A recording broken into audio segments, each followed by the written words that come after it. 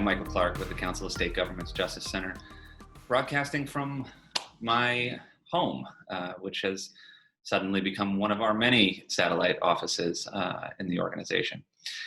You know, since the start of this pandemic, our team has been connected with a variety of folks on the front lines of the criminal justice system on a daily basis.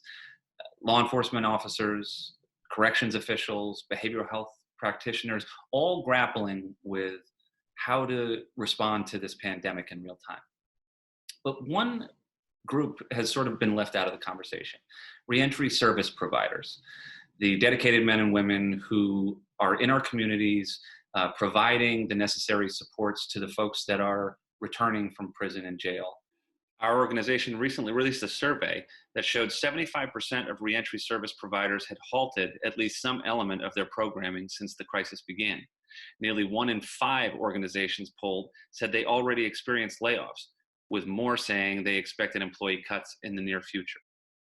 But we also wanted to get some more personal perspective on the issue. And so I'm honored to have Marcia Banks join us today. Marcia is the founder and executive director of A Miracle for Sure, which is a Pennsylvania-based ministry that provides a variety of services for people reentering society. Marcia, thank you so much for being with us today.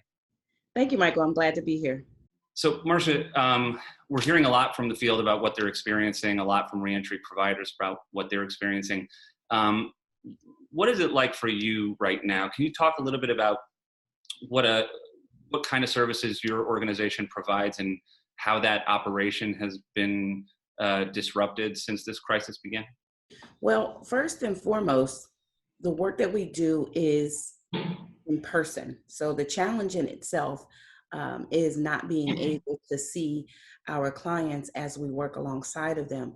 Case management service requires a lot of hands-on work and navigation of systems for our reentrants when they are released. So we're a little limited at this point with the circumstances that we have with seeing them. And you know, like anything, human beings have that physical touch, you know, that visual touch. When we are trying to assure them that things are going to be okay. It's a little difficult to do that on a phone conversation, but we are still providing these services and resources in the best way that we can.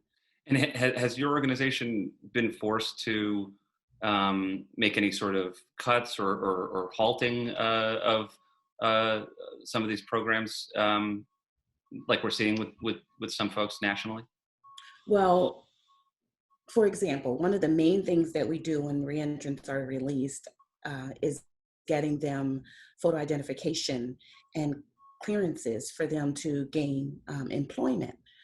Well, currently, PennDOT isn't open, so we are not able to do that service for our particular clients at this time.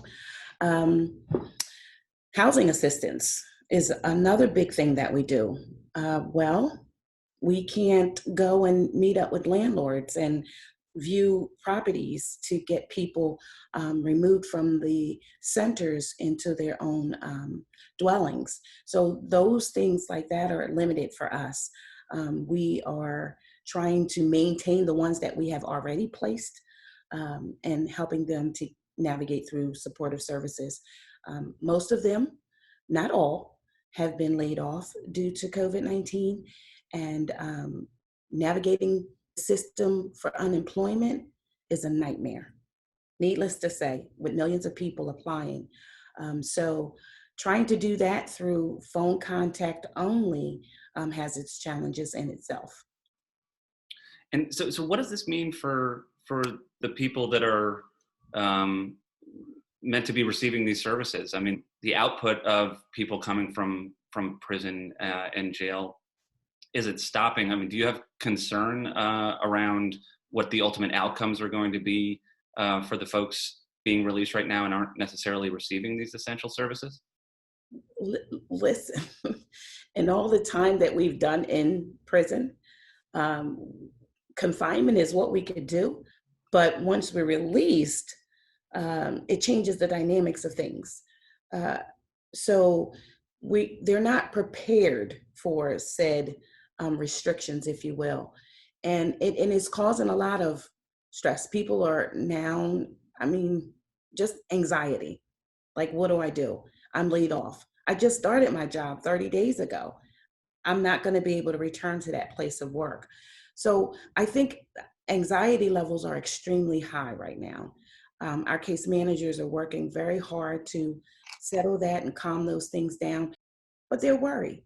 They're worried because there's no guarantee that your landlord is going to be comfortable with waiting.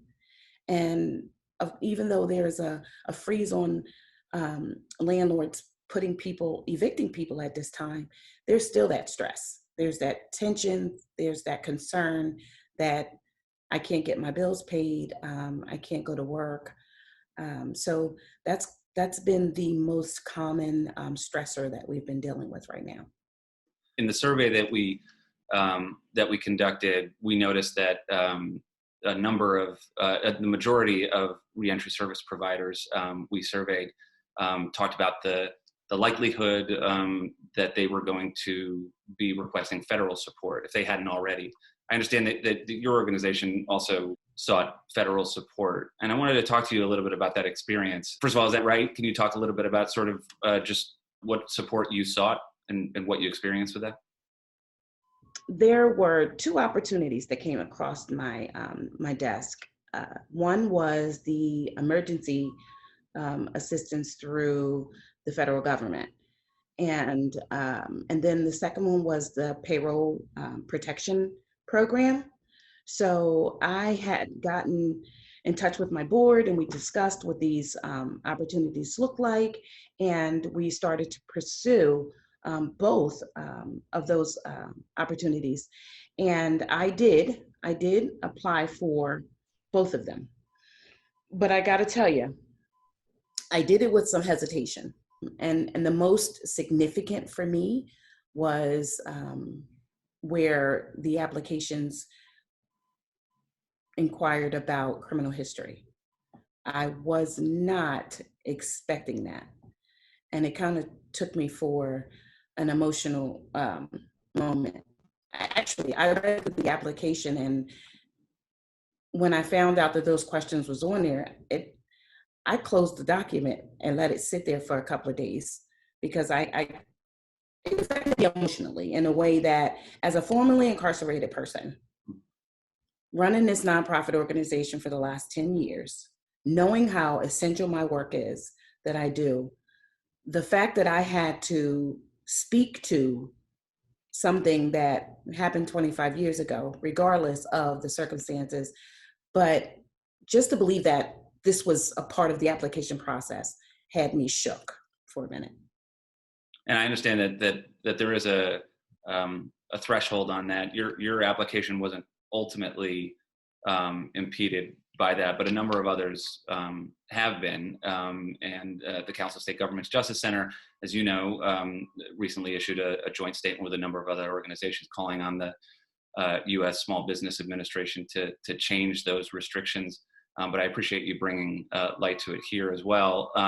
Well, Marcia, thank you so much for being with us today. It's really helpful to get your insights on this and raise these issues nationally. And just stay safe, stay healthy, and we hope to hear from you again soon. Thank you, Michael. You do the same.